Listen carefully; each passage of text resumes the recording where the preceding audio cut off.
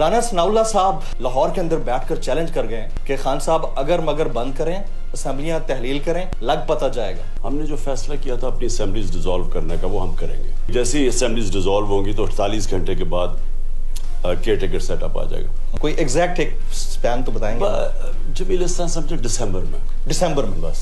मुख्तलिफ TV channels के ऊपर जनरल बाजवा साहब के हवाले से चल रही है बात कि आप उन्हें ड्यूरिंग प्राइम मिनिस्टरशिप बॉस कहकर पुकारते थे। जो आर्मी चीफ होता है ना, वो प्राइम मिनिस्टर के नीचे होता है। मैंने जनरल बाजवा को एज कोलीग समझा था। दो भाई हैं, एक हैं चौधरी शुजा साहब और दूसरे हैं चौधरी परवेज इलाही साहब। आपको लगता है कि चौधरी परवेज इलाही साहब का आपके साथ पंजाब में एलाय होना और हुकूमत बनना बाय डिजाइन था या उनकी चॉइस थी? उन्होंने वाजे कहा, उन्होंने कहा कि उनका तो ख्याल है कि थोड़ी और चलने चाहिए काम, लेकिन उन्होंने कहा कि जो मैं कहूंगा एज चेयरमैन पीटीआई तो वो एक्सेप्ट करेंगे।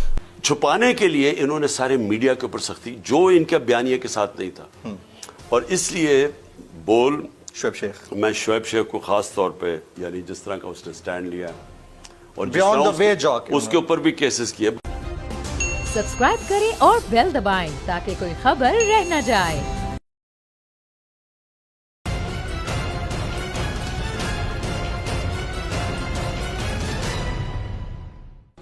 Good evening, welcome to national debate. Pakistan के अंदर जो सियासी टेम्परेचर है वो इस वक्त उरूज पर है। 1 वर्सेस ऑल की कहानी है और ऑल वर्सेस 1 की कहानी है। सिर्फ एक शख्स है जिसने 14 जमाती इत्तेहाद जो अपैरेंट नजर आता है और 114 जमाती इत्तेहाद जो गायबाना है उसको टफ टाइम दिया हुआ है, और उस एक शख्स का नाम है इमरान खान, चेयरमैन पाकिस्तान तहरीक इंसाफ, साबिक वज़ीर आज़म पाकिस्तान। इमरान खान साहब तकरीबन 1.5 साल बाद, यानी आज से 1.5 साल पहले 15 फरवरी 2021 को जब वज़ीर आज़म थे उस वक्त मेरे साथ इंटरव्यू पर अपीयर हुए। आज 1.5 साल बाद अपीयर हो रहे हैं। सर, आपने वक्त निकाला, आपका बहुत बहुत शुक्रिया। Very warm welcome to the show. Rana Sanaullah साहब लाहौर के अंदर बैठकर चैलेंज कर गए कि खान साहब अगर मगर बंद करें, असेंबलियां तहलील करें, लग पता जाएगा। Your initial comments on this sir? खैर, इस आदमी की तो मैं बातों का कभी सीरियसली लिया नहीं है, क्योंकि एक बदमाश है, जुराइम पेशा आदमी है। हमने जो फैसला किया था अपनी असेंबलीज डिसॉल्व करने का, वो हम करेंगे सर, और वो हम करेंगे अपनी मैं पार्टी की मुशावरत सारों को तैयारी करवा रहे हैं क्योंकि जैसे ही असेंबलीज डिसॉल्व होंगी तो 48 घंटे के बाद केयरटेकर सेटअप आ जाएगा, यानी उसकी नेगोशिएशन शुरू हो जाएंगी। तो उसकी प्रिपरेशन करके, यानी एकदम जब हम फैसला करेंगे तो हमारी तैयारी होनी चाहिए उसके लिए, और वो जल्दी है, वो ज़्यादा देर नहीं है। कोई एग्जैक्ट टाइम फ्रेम दे सकते हैं? यानी 20th से 25 दिसंबर या 25 दिसंबर से 31 दिसंबर, कोई एग्जैक्ट एक स्पैन तो बताएंगे? जमील समझे दिसंबर में बस। दिसंबर बस फाइनल है, इसमें आपने असेंबलियां डिसॉल्व करनी है। अच्छा, 2 भाई हैं, एक हैं चौधरी शुजा साहब और दूसरे हैं चौधरी परवेज इलाही साहब। आपको लगता है कि चौधरी परवेज इलाही साहब का आपके साथ पंजाब में एलाय होना और हुकूमत बनना बाय डिजाइन था या उनकी चॉइस थी? देखिए, उनकी क्या पीछे इसके उनकी थिंकिंग थी या मैं इसका नहीं कह सकता, लेकिन हमें एक सिचुएशन ऐसा था कि हमें जब जनरल बाजवा ने कहा जी अब उस्मान बुज़दार को हटाएं सर, क्योंकि वो वैसे ही एक बड़ी अजीब सी डिमांड है कि एक आर्मी चीफ कह रहा है एक प्राइम मिनिस्टर को, जो आर्मी चीफ प्राइम मिनिस्टर के नीचे है तो वो उसको कह रहा है कि उसको अपने चीफ मिनिस्टर को हटाओ। पहले बड़ी देर से लगे हुए थे कहने, तो पहले तो वो अलीम खान का कहते थे सर। मैं उनको कहता गया कि अलीम खान के ऊपर एक बड़े सीरियस केसेस हैं, क्योंकि मुझे एलडीए वालों ने बताया कि इसकी वो जमीन पे अरबों रुपए की जमीन पे उन्होंने कब्जा कर लिया नाजायज तरीके से और प्लॉट्स बेच दी हैं। तो उन्होंने, तो जाहिर है कि अगर किसी के ऊपर ऐसी एलिगेशन है वो उसको चीफ मिनिस्टर तो नहीं बन सकता। और फिर एंड में जब हमने कहा हाँ ठीक है, क्योंकि इन्होंने इतना जोर लगाया, हमें अब खतरा था कि अगर हमारी हुकूमत अब गिराएंगे तो हमें सबको अंदर नजर आ रहा था कि जो इकोनॉमी है वो किसी से संभाली नहीं जाएगी जी। तो हमने आखिर में आपस में डिस्कस किया, हमने कहा हम कड़वा घूंट पी लेते हैं, अगर इनकी डिमांड है कि चीफ मिनिस्टर को चेंज करो तो हम कर देते हैं, क्योंकि इस स्टेज के ऊपर अगर इन्होंने ये साजिश कामयाब हुई, गवर्नमेंट गई, अगर हमारी गवर्नमेंट गई तो संभाला किसी से नहीं जाएगा। और वो मैंने शौकत तरीन को भी जनरल बाजवा को समझाने के लिए भेजा था कि ये वो उनको बड़ा कन्विंस करें इस बात पे। नहीं कि वो जो सारे इकोनॉमिक इंडिकेटर्स थे हमारे वो सारे पॉजिटिव थे, लेकिन अगर मुल्क का सिचुएशन ऐसा था कि एक दफा पॉलिटिकल अनस्टेबिलिटी आ गई तो इकोनॉमी एक टेल स्पिन में चली जाएगी, क्योंकि जब मार्केट्स और खास तौर पे इनका, क्योंकि ये लोग तो 30 साल से हुकूमत कर रहे हैं, इनकी वजह से ही तो हमारी जो हालात है आज, 30 साल से जब से ये आए हैं, बांग्लादेश भी आगे निकल गया, हिंदुस्तान भी आगे निकल गया, नहीं तो हम उससे आगे थे। तो उसकी वजह से हमने फैसला किया कि अगर ये कह ही रहे हैं अब आखिर में हम फंसे हुए हैं, तो हमने कहा चले ठीक है उसे हटाते हैं। तो जब अलीम खान का नाम लिया तो उन्होंने, एक अलीम खान था, एक परवेज लाई था, तो अलीम खान का जब नाम लिया तो परवेज लाई ने कहा मैं तो उसको सपोर्ट नहीं करता। तो फिर हमने परवेज लाई को, हमने उनको इनवाइट किया और तो ये सिचुएशन। तो परवेज लाई साहब, आपको लगता है कि 100% पाकिस्तान तहरीक इंसाफ के साथ लॉयल हैं, जैसा आप कहेंगे वैसा वो करेंगे? बिल्कुल हमारे साथ खड़े हैं। उन्होंने वाजे कहा, वो उन्होंने कहा कि उनका तो ख्याल है कि थोड़ी और चलने चाहिए गम, उनका ये ख्याल है। अच्छा। लेकिन उन्होंने कहा कि जो मैं कहूंगा एज चेयरमैन पीटीआई तो वो एक्सेप्ट करेंगे। और साथ साथ परवेज लाई साहब की आपकी जो लास्ट मीटिंग हुई है, इस हवाले से कुछ अफवाहें ज़ेरे गर्दिश हैं। वो ये है कि परवेज लाई साहब ने आपके सामने ये कंडीशन रखी कि अगर हम असम्बलियाँ तहरील करते हैं, दोबारा इंतखाबात होते हैं, हुकूमत दोबारा से बनती है, तो परवेज लाई साहब को ही सीएम बनाया जाए अगले 5 साल के लिए। ऐसी कोई कंडीशन रखी उन्होंने? नहीं, उन्होंने कोई ऐसी कंडीशन नहीं रखी। और एक और ज़राए से मुख्तलिफ टीवी चैनल्स के ऊपर जनरल बाजवा साहब के हवाले से चल रही है बात कि आप उन्हें ड्यूरिंग प्राइम मिनिस्टरशिप बॉस कहकर पुकारते थे। इसको ज़रा क्लियर कर दीजिएगा, क्योंकि आपने वो उस्मान बुज़दार साहब वाली बात तो नहीं मानी उनकी। देखिए जो आर्मी चीफ होता है ना, वो प्राइम मिनिस्टर के नीचे होता है। ऐसा ही है कॉन्स्टिट्यूशनली। मैं वैसे आपको एक जरूर कहूं कि मैंने जनरल बाजवा को एज कोलीग समझा था। कोलीग मतलब ये कि हमें, क्योंकि चैलेंजेस इतने ज्यादा थे और फौज पाकिस्तान का वो इदारा है जो इंटैक्ट है। सारे ये जो दो डाकू खानदान जिन्होंने मुल्क को लूटा है, इन्होंने सारे पाकिस्तान के इदारे कमजोर कर दिए। यानी अभी देख लेना कि अभी जब से शहबाज शरीफ वापस आया, FIA खत्म हो गई। FIA के ऊपर आदमी रखवाया सिर्फ इसलिए नहीं कि वो मुल्क में व्हाइट कॉलर क्राइम पकड़े, वो इनके केसेस खत्म करे और हमारे ऊपर झूठे केसेस बनाए।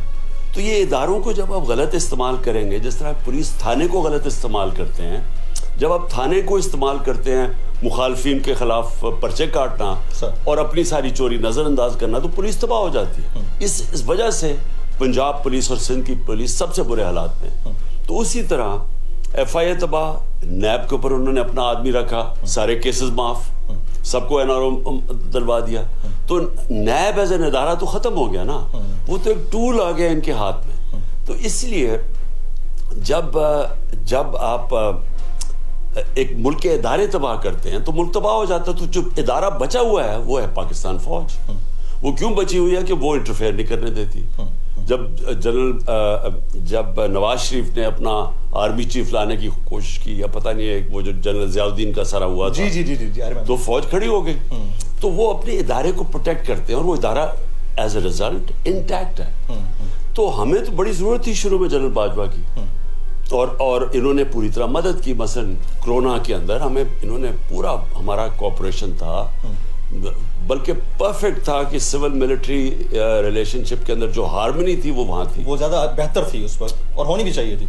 लेकिन अब फौज हर जगह, जब मुल्क मुश्किल में होता है, तो मसलन चाइना में फ्लड्स आते हैं तो फौज आ जाती है, यूरोप में फ्लड्स आते हैं फौज आती है, क्योंकि वो उसकी एक्सपर्टीज ज्यादा होती है।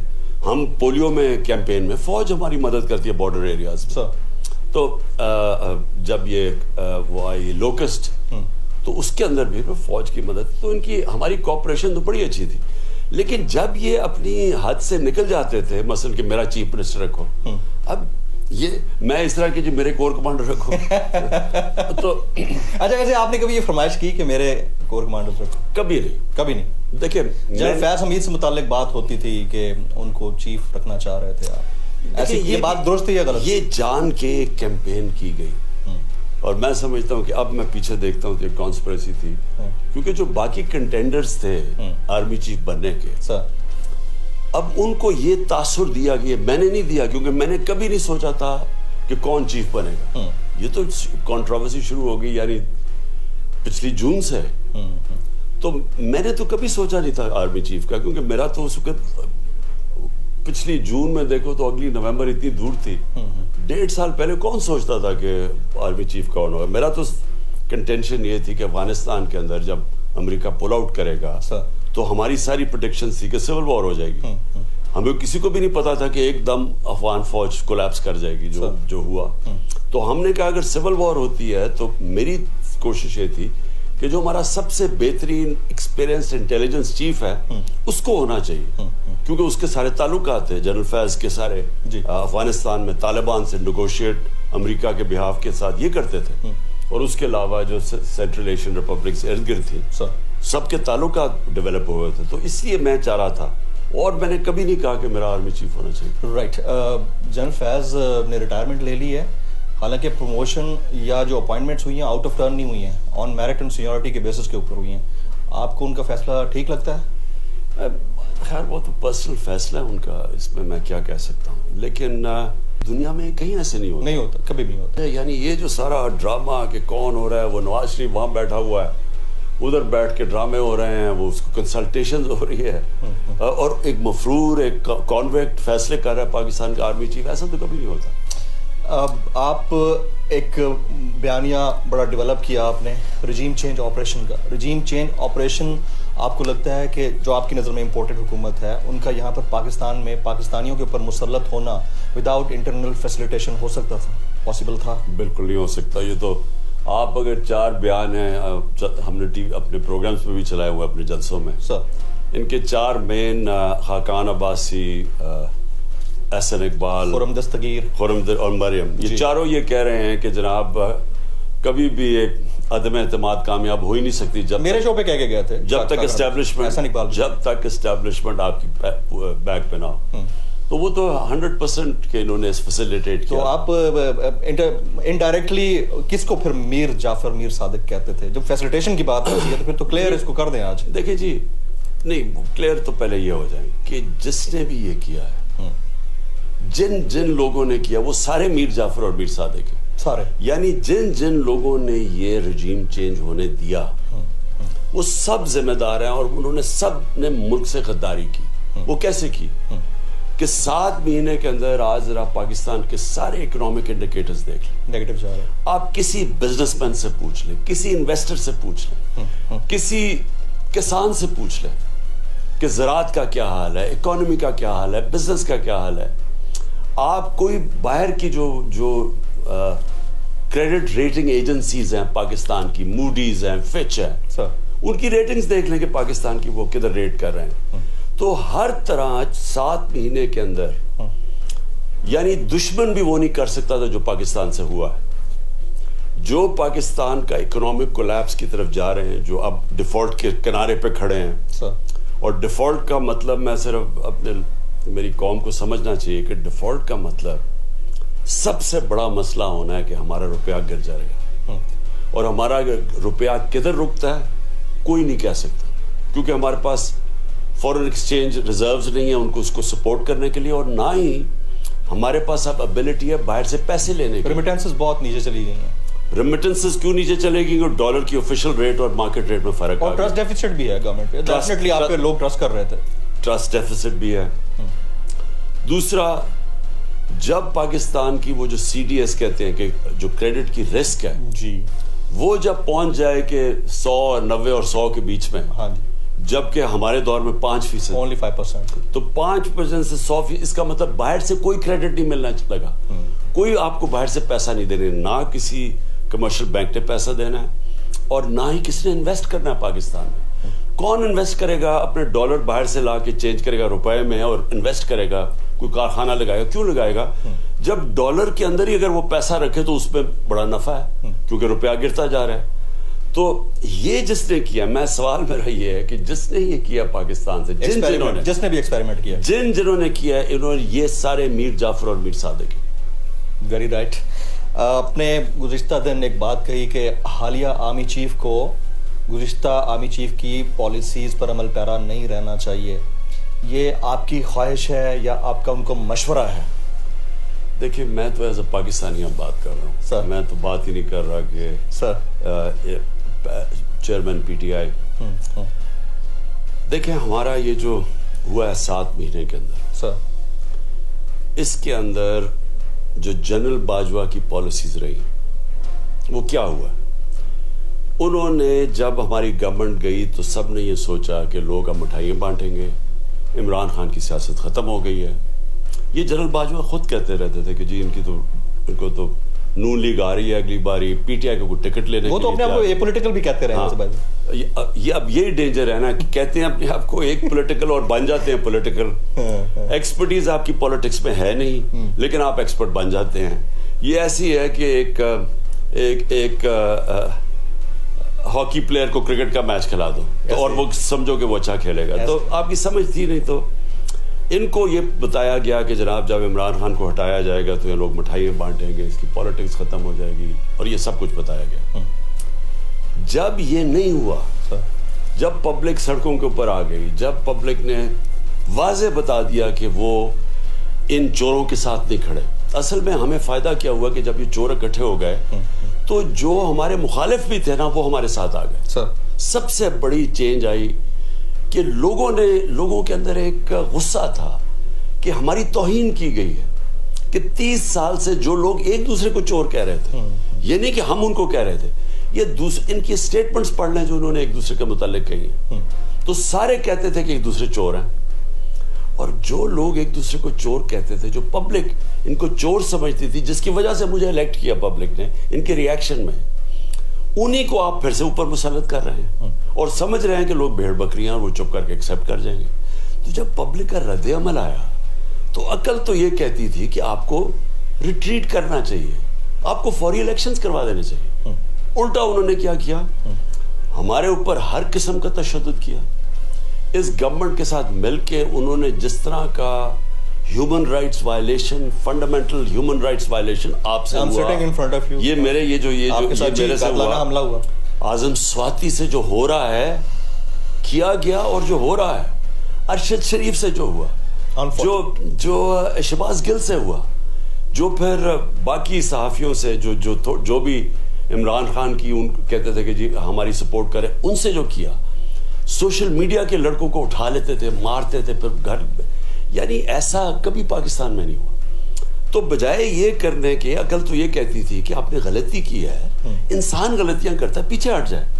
उन्होंने उल्टा क्या किया, उस गलती को छुपाने के लिए उन्होंने जाके इतनी सख्ती की कि जो भी उसकी मुखालफत करता था, यानी ये जो जुल्म किया मुल्क पे, उसको मारना, दाड़ना, डराना, धमकाना। तो खान साहब, माजरत के साथ, अभी आपने कहा कि आपकी तवक्को है कि जो नए आर्मी चीफ हैं वो गुज़िश्ता आर्मी चीफ की पॉलिसीज़ को ना लेकर चलें, लेकिन अभी जो आजम स्वाति साहब के साथ हो रहा है, एक तैयारे से दूसरा, दूसरे तैयारे से तीसरा, अब तो जनरल बाजवा नहीं है ना, व्हाट डू यू एक्सपेक्ट?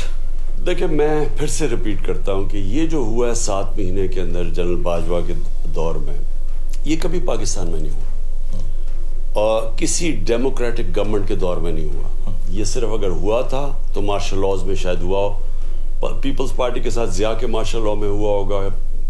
मैं नहीं जानता कि किससे इतना बड़ा जुल्म हुआ। इवन जनरल मुशर्रफ के दौर में भी इतना नहीं। जनरल मुशर्रफ के दौर में मैं मुखालिफ था, मैं जेल गया, मैंने तनकीद की थी, मुझे कभी इस तरह का जुल्म नहीं मैंने देखा जो कि इस दौर में हुआ। तो इससे हुआ क्या, फौज और अवाम में फासले आ गए, अवाम खड़ी हो गई इन चोरों के खिलाफ, हमारे साथ खड़ी हो गई। और ये जो जनरल बाजवा ने क्या किया कि एस्टैब्लिशमेंट गवर्नमेंट के साथ जाके खड़ी हो गई और वो हमारे ऊपर तशद्दुद कर दिया। तो इससे तो कॉमन सेंस है कि एक रिएक्शन आना था और पब्लिक और फौज के अंदर फासले बढ़ गए। अब होना क्या चाहिए, क्लियरली ये रिवर्स करना चाहिए। ये जो कह रहे हैं कि हम न्यूट्रल हैं, न्यूट्रल रहें, और फिर किसी सूरत ये जो फंडामेंटल इंसानों के राइट्स की वायलेशन है सर, इसको किसी सूरत सपोर्ट ना करें। राइट सर, आपकी इजाज़त से एक ब्रेक लेना चाहेंगे। ख्वातीन हज़रात, grand national debate Imran Khan sahab के साथ कातलाना हमले के बाद रिकवर कर रहे हैं, गोलियां टांग में लगी, लोग अभी भी इस चीज़ को ड्रामा कहते हैं, ख़ासतौर पर इस गवर्नमेंट के जो रिप्रेजेंटेटिव्स हैं मैंने अपनी आंखों से वो गोलियां पेवस्त होने के निशानात लास्ट टाइम मीटिंग में देखे हैं। ब्रेक लेते हैं, ब्रेक के बाद जब वापस आएंगे इलेक्टोरल प्रोसेस, खान साहब की एक्सपेक्टेशंस, पब्लिक की एक्सपेक्टेशंस और हुकूमत का बयानिया साइफर के ऊपर और मीडिया को मैनिपुलेट करना और चीज़ों को आगे बढ़ाना, वो क्या है आफ्टर दिस ब्रेक।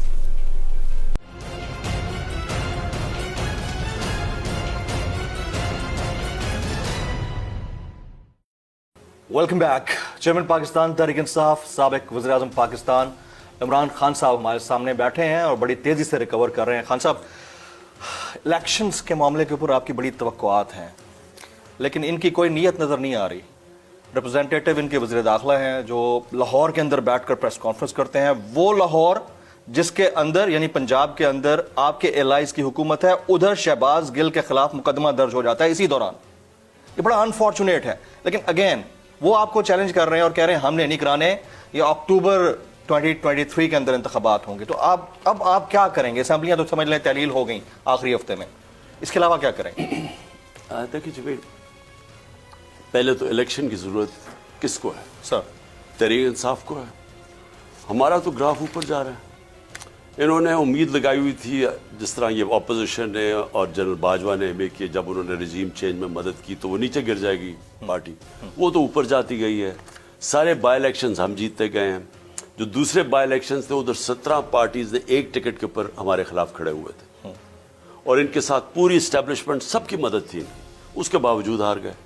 तो ये डरे हुए हैं इलेक्शन से, इन्होंने इलेक्शंस नहीं करवाने। लेकिन इलेक्शंस पाकिस्तान की अवाम की जरूरत है, मुल्क की जरूरत है, क्योंकि इकोनॉमी जिस तेजी से आज खड़ी हुई है डिफॉल्ट के ऊपर, और फिर से मैं बता दूं डिफॉल्ट का मतलब कि अब मुल्क पीछे चला जाएगा और यहाँ गुर्बत की इंतहा होगी, क्योंकि रुपया जब गिरेगा तो महंगाई और ऊपर चली जाएगी और लोग गुर्बत की लकीर से नीचे चले जाएंगे। जिन जिन मुल्कों में डिफॉल्ट हुआ है उनको बड़े 3-4 बड़े मुश्किल साल गुजारने पड़े हैं। तो हम आगे ही इस वक्त 7 महीने नीचे जा रहे हैं। तो इस वक्त और वो सिर्फ चेंज ऐसे होगा, यानी माइशत अगर ऊपर उठानी है तो सबसे पहला कदम पॉलिटिकल स्टेबिलिटी चाहिए और पॉलिटिकल स्टेबिलिटी आती है इलेक्शन से। तो इलेक्शंस पाकिस्तान की ज़रूरत है। अब इलेक्शंस इस मुल्क की ज़रूरत है, पाकिस्तानी फ़ौज की ज़रूरत है, क्योंकि पाकिस्तान की फ़ौज की अब हथियारों की LCs नहीं खुल रही और हमारी इंडस्ट्री की ज़रूरत है। वो अगर इस तरह इकोनॉमिक इंस्टेबिलिटी रही, ना बाहर से इन्वेस्टमेंट आनी है, ना बाहर से क्रेडिट आना है, तो मुल्क चलना कैसे है? सो इसलिए तहरीक इंसाफ की ज़रूरत नहीं है, क्योंकि हम गेन कर रहे हैं। ये 10 महीने के बाद इलेक्शन करवाएं, साल के बाद करवाएं, इन्होंने हारना है। लेकिन ये अपने आप को बचाने के लिए ये किसी तरह चाहते हैं कि इलेक्शन ना हो और ये खींचते जाएं, तब तक ये FIA और ये सारे नैब इनको इस्तेमाल करें हमारे खिलाफ। हमें किस तरह सबसे बड़ी कोशिश है इमरान खान को डिस्क्वालीफाई करने की। जी, वो इलेक्शन कमीशन, इस पर आप पहले भी इलेक्शन कमीशन इनके हाथ में एक हथियार है। इलेक्शन कमीशन को इस्तेमाल कर रहे हैं मुझे डिस्क्वालीफाई करने के लिए। ये वाज़ेह है, नवाज शरीफ की पूरी कोशिश है कि वो उसके ऊपर केसेस खत्म हो और मुझे डिस्क्वालीफाई किया जाए और PTI के लोगों के ऊपर केसेस किया जाए, पार्टी को दबाया जाए। ये इनकी सारी कोशिश है। इनको मुल्क की कोई फिक्र नहीं है, इनको ना मुल्क की फिक्र है, क्योंकि अगर रुपया गिरता है, मुल्क नीचे जाता है, इनके डॉलर्स, अरबों डॉलर्स बाहर पड़े हुए हैं। इनको फायदा ही फायदा है। पाकिस्तान नीचे जाता है, अगर डॉलर ऊपर जाता है तो इनके पैसे डॉलर्स में पड़े हुए हैं, पैसा तो बढ़ रहा है ना, तो इनको तो फायदा है। तो इनको कोई फिक्र नहीं है कि मुल्क क्या हो रहा है। ये सारे बाहर बैठ जाते हैं, थोड़े से मसले आते हैं, बाहर भाग जाते हैं, वहां से NRO लेके वापस आ जाते हैं। NRO 1 दिया जनरल मुशर्रफ ने, NRO दिया नंबर 2 जनरल बाजवा ने। इसके लिए ये अब वापस आ गए हैं, सारे केसेस इनके माफ हो गए हैं, हमारे ऊपर केसेस कर दिए हैं। यानी वो लोग जो कि इस मुल्क में एहतसाब चाहते थे, उनके ऊपर केसेस कर दिए हैं और ढूंढ के केसेस, यानी कहीं से कोई केस मिल जाए, और इनके अरबों रुपए के केसेस माफ हो गए। यानी इस मुल्क से कभी ऐसा जुल्म नहीं हुआ जो आज हो रहा है। राइट। और इसलिए मैं कहता हूं कि हमारी ये पॉलिटिक्स नहीं है, ये तो जहाद है हकीकी आज़ादी। खान साहब, मुझे 15 फरवरी 2021 का आपके साथ प्राइम मिनिस्टर हाउस में किया हुआ वो इंटरव्यू याद आता है, जिसमें आपने उस वक्त एक बात कही थी कि मैं क्योंकि इस वक्त वज़ीर आज़म ऑफिस में हूँ, प्राइम मिनिस्टर हूँ, इसलिए बात मैं नहीं कर सकता, हमारे डिप्लोमेटिक रिलेशंस ऐसे हैं। आपने कहा था कि मुझे 2 ममालिक से फंडिंग की ऑफ़र हुई थी। आज आप प्राइम मिनिस्टर नहीं है, साबिक वज़ीर आज़म है, ये अमानत है आपके पास, आप बताएं आपको कहाँ से ऑफर हुई थी? जी मैं इसलिए बता नहीं सकता क्योंकि वो मुल्क एम्बेरस होंगे, लेकिन उन दोनों ने मुझे ऑफर किया था इलेक्शंस के अंदर, इलेक्शन से पहले, कि हम फंड 2018 में, और वो इन पार्टीज को फंड करते रहे हैं। बाकी पार्टीज को मैं आपको, उसने मुझे खुद बताया कि पहले हम इस पार्टी को फंड करते थे, हमने अब फैसला, ये 2013 इलेक्शन कौन कौन सी पार्टीज को? नहीं मैं इसलिए आपको नहीं बताऊंगा कि वो मुल्क एम्बेरस होते हैं। अच्छा, उन्होंने कहा कि पार्टीज का नाम तो ले सकते हैं। पहले नहीं, वो हम इस पार्टी को फंड करते थे, अब हमने फैसला किया आपको फंड करने का। आपने उसको स्ट्रेट अवे डिनाई कर दिया? बिल्कुल डिनाई किया क्योंकि वो इलीगल था। राइट। साइफर के मामले के ऊपर आप लोग समझते हैं आप पीछे हटे, इज दैट राइटली सो? ये दूसरी जमातों के लोग समझते हैं खान साहब। जमील देखें, साइफर के ऊपर किसी को कोई शक है? किसी को शक तो नहीं होना चाहिए। हम आई विटनेस हैं उसके। नहीं, साइफर अगर किसी को शक हो तो वो कैबिनेट की मिनट्स पड़े हुए हैं जिसके अंदर साइफर रखा गया, नेशनल सिक्योरिटी काउंसिल के सामने रखी गई, उसके मिनट्स अवेलेबल है। डिमार्च किया गया अमेरिका को उनके ऊपर कि इन्होंने मुदाखलत की है। फिर शहबाज शरीफ ने अपनी नेशनल सिक्योरिटी काउंसिल बनाई, एम्बेसडर असद मजीद को उधर बुलाया जी, उन्होंने फिर कंफर्म किया कि जो साइफर में ये ठीक है। तो साइफर के ऊपर तो किसी को कोई शक नहीं होना चाहिए कि साइफर में वाज़े लिखा हुआ है कि डोनाल्ड लू कह रहा है उसको, और मिनट्स दोनों तरफ मिनट्स लिए जा रहे हैं। जी जी जी, उसमें कहा जा रहा है कि इमरान खान को हटाओ और फिर हम, नहीं तो तुम्हारे लिए मुश्किलें हैं, और अगर तुमने हटा दिया तो माफ कर दिया जाएगा। ये साइफर के अंदर वाज़े लिखा हुआ है, और भी लिखा हुआ है, रूस की ट्रिप का भी लिखा हुआ है। अब तो वो तो उसके ऊपर तो कोई शक नहीं है, वो तो आज चीफ जस्टिस के पास पड़ा हुआ है साइफर, वो स्पीकर असेंबली के पास पड़ा हुआ है, सो प्रेसिडेंट के पास है, प्रेसिडेंट ने भेजा चीफ जस्टिस के पास। अच्छा, अब क्वेश्चन ये है कि वो कह रहे हैं पीछे कैसे हटे। मैंने सिर्फ एक बात कही अमेरिका के ऊपर कि देखें ये मेरी जात की बात नहीं है, क्योंकि उन्होंने मुझे हटाया तो मैं कहूँ जी अमेरिका से हमने कुटी कर ली, हम कभी दोस्ती नहीं करेंगे, क्योंकि ये इमरान खान की जात की बात नहीं है, पाकिस्तान की बात। मैंने ये कहा कि हाँ, हम उसके बावजूद कि उन्होंने हमारी गवर्नमेंट में मुदाखलत करके, और ये जो साजिश किसने कितनी की वो तो जब इंक्वायरी हो पता चलेगा, लेकिन साइफर तो वाज़े है। तो मैंने ये कहा कि हमें उनसे अच्छे ताल्लुकात रखने चाहिए, क्योंकि ये पाकिस्तानी कौम की ज़रूरत है। हमारी सबसे ज़्यादा एक्सपोर्ट्स अमेरिका को हैं, और हमारे जो सबसे ताकतवर पाकिस्तानी एक्सपेट्रिएट कम्युनिटी जो पाकिस्तानी अमेरिकन कम्युनिटी है, ऐसे ही। तो हमें तो उनसे ताल्लुकात हमेशा अच्छे रखने चाहिए। मुझे जितना मेरी ज़ाती तौर पे गुस्सा हो, मुल्क के मफादात ये कहते हैं कि हमें ताल्लुकात अच्छे रखने चाहिए। Very right. गुलामी नहीं करनी चाहिए, दोस्ती करनी चाहिए। आज भी आप एब्सोल्युटली नॉट वाली बात पर कायम है? वो तो बिल्कुल, हमें देखें, हमें कभी किसी की, मैं वाजे कर दूं, हमें किसी की जंग में कभी शामिल नहीं होना चाहिए। हमने अफगान जहाद में शामिल हुए, बहुत बड़ी कीमत अदा की। हमने उसके बाद अमेरिका की वॉर ऑन टेरर में जितनी बड़ी कीमत हमने उसकी अदा की, यानी कोई अमेरिका का एलाय, यानी जिन्होंने वॉर ऑन टेरर में शिरकत की, किसी की कुछ भी कंट्रीब्यूशन नहीं थी जो हमारी हुई है, लेकिन हमें बुरा भला भी कहा गया, हमें तो हमें किसी जंग में शामिल नहीं होना चाहिए, दोस्ती में होना चाहिए। हमने इनकी पूरी मदद की, तालिबान से जो टॉक्स हो रही थी अमेरिकन और तालिबान की, मेरी गवर्नमेंट ने पूरी मदद की, फैसिलिटेट किया। मैंने खुद तालिबान को जब डेलीगेशन को बुलाया, और हमने कोशिश की कि इनकी और गनी गवर्नमेंट के बीच में कोई समझौता हो जाए। हमने अपनी पूरी कोशिश की अमन में, लेकिन जंग में अगर आप बेसिस देंगे, बिल्कुल नहीं। राइट। 9 और 10 अप्रैल की दरमियानी रात मैं भी उधर ही था, प्राइम मिनिस्टर ऑफिस में, और आप हम सब से मिले उस वक्त। लेकिन रात के तकरीबन कोई 3 बजे या 4 बजे के करीब एक बरतानवी नशरियाती इदारे के ऊपर खबर छपती है कि कुछ हेलीकॉप्टर उतरे थे, और हेलीकॉप्टर में से उतर के कुछ लोग आए, और उसके बाद आपके चेहरे के ऊपर कुछ निशानात पाए गए। ये उन्होंने खबर छापी। सबसे पहले तो मैं, क्योंकि मैं वहाँ था, मैंने तो इसको डिनाई किया, बाहर और लोग थे, उन्होंने भी डिनाई किया। आप as the former prime minister of this country, सबसे पहले तो उसके ऊपर क्लियर कर दें लोगों को कि अभी तक ये चीज़ क्लियर नहीं हुई। दूसरा, कौन था जिसने ये खबर छुपाई होगी? मैं नहीं जानता किसने ये खबर छुपाई है, लेकिन मैं आपको वाजे कर दूं कि अगर कोई ये करता मेरे से तो ये आप ये ना समझे कि मैं चुप करके बैठ जाता और किसी को पता ना चलता। ये इसके एथलीट है आप, ज़ाहिर है जवाब इसकी सारी दुनिया में असरात जाने थे और ये यानी प्रोपेगेशन थी। मुझे तो ये भी नहीं पता था कि बाहर गाड़ियां खड़ी हुई हैं, वो कोई वो जो जेल में डालने वाली गाड़ियां, कोई हेलीकॉप्टर आया था? और हेलीकॉप्टर आया था? कोई हेलीकॉप्टर नहीं आया था। मुझे तो ये बाद में पता चला कि वहाँ कोई गाड़ियां खड़ी थी, प्रेजेंट वैन्स खड़ी हुई थी, मुझे तो कोई आइडिया नहीं था। राइट। अभी आपके जो एलाइज हैं वो अपनी जगह पर मौजूद हैं, लेकिन आपकी अपनी सफ़ों के अंदर कुछ ऐसे हुए हैं, सरफराज तो धोखा नहीं देता, वो सरफराज धोखा दे चुके हैं। मैं फैसल लॉर्डर साहब की बात कर रहा हूँ।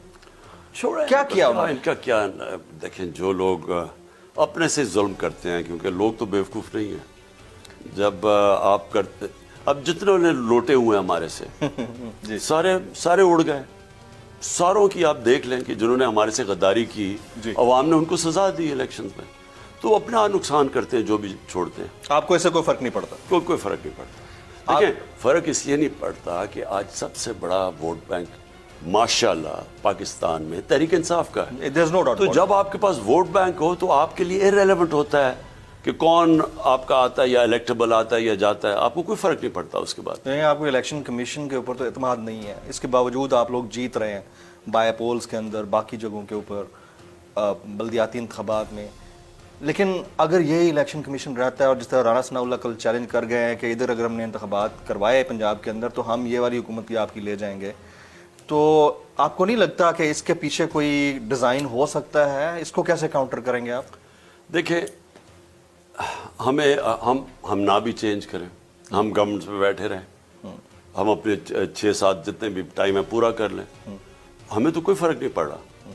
आप जरा सारे ओपिनियन पोल्स उठा के देख लें, सर्वेज उठा लें, तो पीटीआई का तो ग्राफ ऊपर ही जा रहा है और ये नीचे जाते जा रहे हैं, इनका गिरता जा रहा है। तो हमें तो, मैं फिर से रिपीट करता हूं कि पाकिस्तान, मुझे खतरा ये अब है कि ये चोर सिर्फ अपनी चोरी बचाने के लिए, अपने केसेस खत्म करने के लिए, अब नवाज शरीफ की इंतजार है कि अपने सारे केसेस खत्म हो, फिर वो जनाब बड़ा रॉयल वहां से आएगा जी, नेल्सन मंडेला वापस आ गया पाकिस्तान। वो कल कह गए ना कि नवाज शरीफ साहब वापस आ रहे हैं। मैं वही कह रहा हूँ ना, वो कभी भी नहीं आएगा जब तक केसेस खत्म नहीं होंगे, और केसेस अब सारे इनके खत्म हो रहे हैं। अगर वो पंजाब में एंट्री मारते हैं, सर कथा कलामी, अगर पंजाब में एंट्री मारते हैं वो, लेट्स सपोज परवेज इलाही साहब की और इनकी जो इंतजामिया है उनको गिरफ्तार करेगी?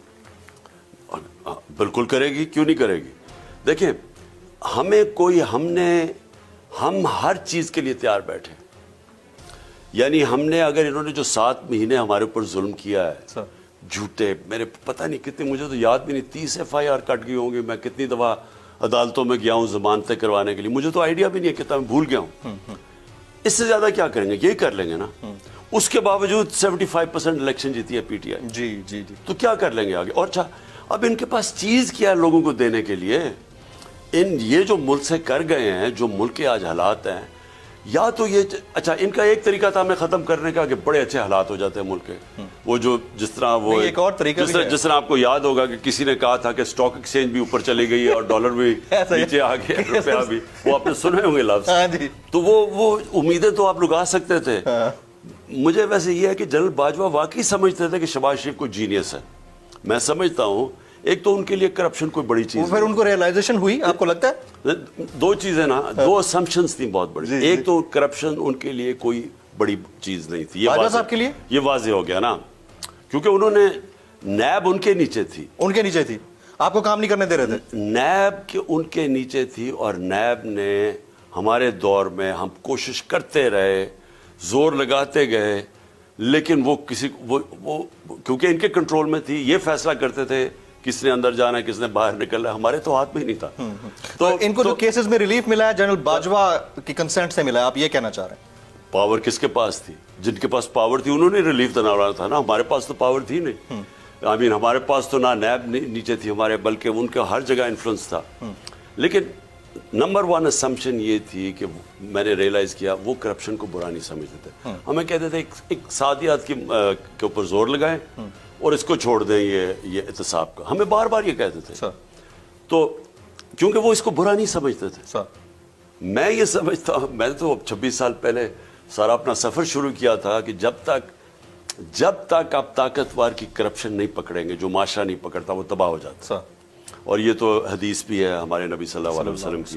और दूसरी चीज़ ये भी है कि आज चाइना जैसा मुल्क जो सबसे तेज़ी से तरक्की कर रहा है, उसने कुछ 450 वजीर पकड़ के जेलों में डाले हैं करप्शन पे। ऐसा ही है। तो वो अगर तरक्की कर रहा है वो क्यों वजीर, क्योंकि करप्शन आपके हाई लेवल की करप्शन मुल्क को तबाह कर देती है।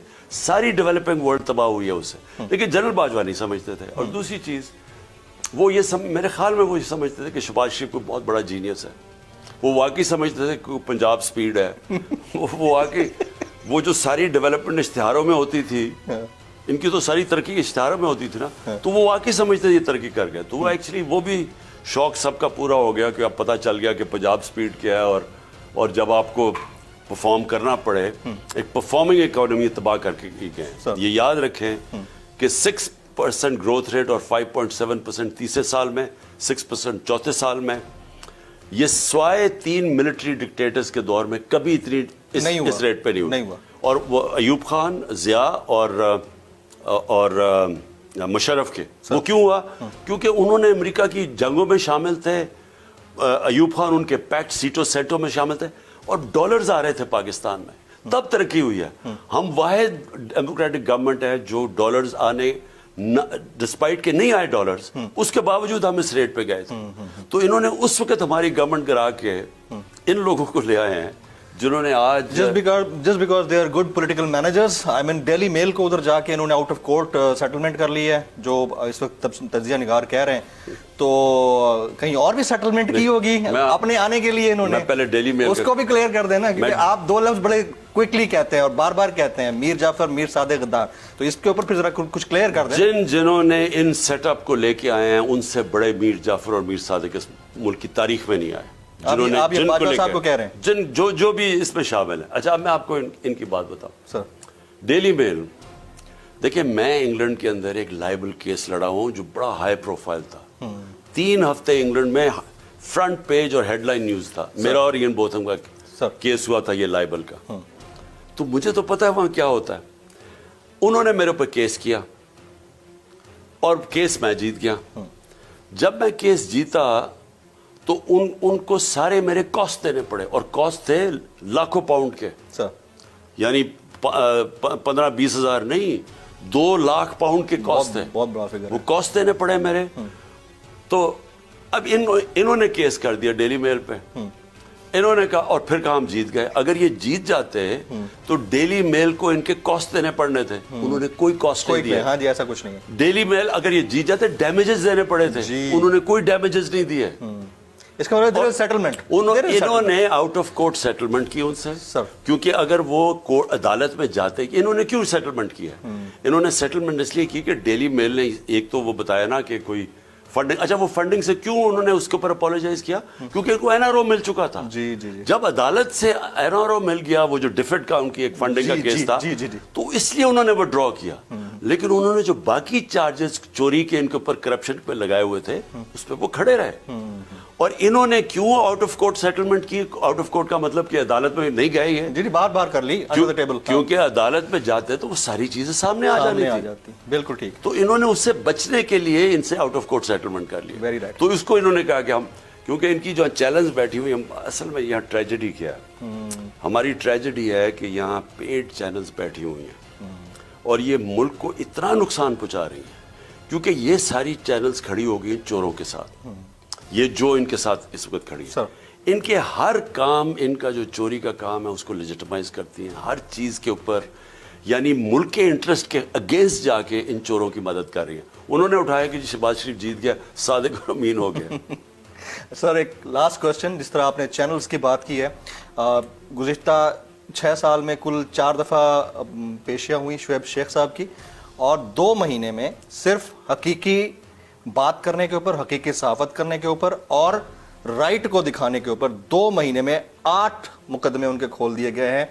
आप कोई मैसेज देना चाहेंगे बोल्ड टेलीविजन के ओनर और पब्लिक के लिए? बोल्ड टेलीविजन के देखिए, ये भी पिछले 7 महीने की खौफनाक किस्म की एक इन्होंने हमारे ऊपर इस तरह का, तो मैंने जिस तरह का, मैंने तो मार्शल लॉज में ऐसे नहीं देखा, जनरल मुशर्रफ के दौर में मैंने ऐसा नहीं देखा। सर, इन्होंने किया क्या है, इन्होंने जो खड़ा होता है इनके बयानिया के ख़िलाफ़, और वो सारी कौम खड़ी है इनके ख़िलाफ़ क्योंकि चोरों को एक्सेप्ट नहीं कर रही, इन्होंने उनके ऊपर सख्ती शुरू कर दी। बजाय ये कि रिवर्स करें, गलती होगी, आप सबसे गलती हो, पीछे हट जाएं, रिवर्स कर दें।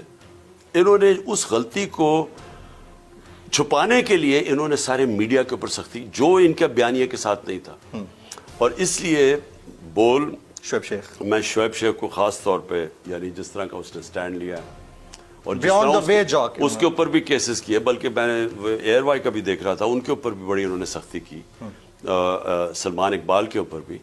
ऐसा कभी पाकिस्तान में नहीं हुआ जिस तरह वो लोग जो कि अवाम के इंटरेस्ट को प्रोटेक्ट करने के लिए सच्ची सियासत कर रहे हैं, उनके ऊपर जुल्म करो, और वो जो चोर हैं जो कि चोरों के साथ मिल के उनकी चोरी छुपा रहे हैं, उनके लिए बल्कि एडवर्ट्स भी उनके लिए उनको अवार्ड किया जाए, ऐसा कभी नहीं हुआ पाकिस्तान में। एक लास्ट कमेंट, हाँ या ना में आप वज़ीर आज़म बन जाते हैं दोबारा से, उन सब के ऊपर तरस खाएंगे जो तरस खाने के बाद, तरस लिए जाने के बाद लंदन चले जाते हैं, और जब आप इस तरह की हालत में होते हो वापस आने की बात कर देते हैं?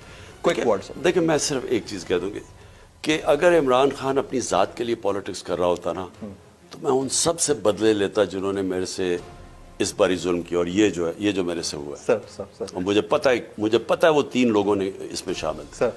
और फिर जिस तरह अमेरिका को मैंने आपको शुरू में कहा, सर, लेकिन ये इमरान खान के लिए नहीं, ये मुल्क के लिए मैं वो चीज़ करूँगा जो कि कानून के अंदर है, और सबसे इम्पोर्टेंट चीज़ है कानून की हुक्मरानी, रूल ऑफ लॉ कायम करना पाकिस्तान में। जब आपके इदारे मजबूत हो जाते हैं, जब रूल ऑफ लॉ आ जाता है, तो वो फिर आपकी ज़ात से बात निकल जाती है, वो मुल्क में इंसाफ आ जाता है, और वही इंसाफ इस मुल्क को, जो भी इस मुल्क को इस दलदल से निकालेगा ना, वो है रूल ऑफ लॉ। जब हम इंसाफ कायम कर देंगे, ताकतवर को कानून के नीचे ले आएंगे, तब ये मुल्क उठेगा। नहीं तो अब कोई जो मर्जी आप कर लें, भीख मांगे, जो मर्जी करें, पाकिस्तान को जिस तरफ जिधर ये पहुँचा दिया इन्होंने 7 महीने में, और खुदा ना खास्ता आगे मुझे और खौफ नज़र आ रहा है, इससे कोई नहीं निकाल सकता। Absolutely right. इमरान खान साहब, चेयरमैन पाकिस्तान तहरीक इंसाफ, साबिक वज़ीर आज़म पाकिस्तान, हम आपको इतना कहेंगे कि गेट वेल सून सर, और यूथ ऑफ पाकिस्तान आपसे बड़ी तवक्कुआत रखती है। प्रोग्राम नेशनल डिबेट से जमील फारूकी को इजाज़त दीजिएगा।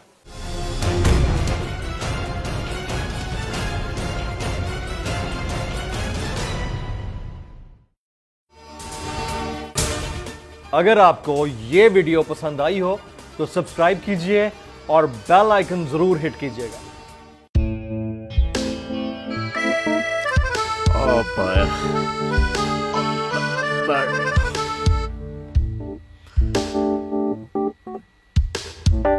इंतशार से निकलने का वाहिद हल इंतखाबात है। हकीकी आज़ादी मार्च आज रवा। साहब, आयत के मुताबिक अगर आप उसको ये रिपोर्ट दे दें तो मैं आपको अपनी 4 सीटें दे दूंगा। मौलाना हाँ साहब, वो जो रिपोर्ट हमें दे दे, और वो जो नीली पीली चैनल है वो लगाए। जाओ शबाज, हम ऐसा टीवी देखते ही नहीं जिसका रिमोट हमारे हाथ में ना हो। और यहाँ पे कोई 2 नंबरी नहीं चलेगी। और हम कोई गुलाम है जो आप रिमोट मांगे हम दे दें? Absolutely not. यहाँ पे सिर्फ पाकिस्तान का नंबर 1 चैनल चलेगा, बोल, जो हकीकी सहाफत की जंग लड़ रहा है। पाकिस्तान के लिए कोई और नहीं, सिर्फ बोल खड़ा है। आप सब भी बोल देखें।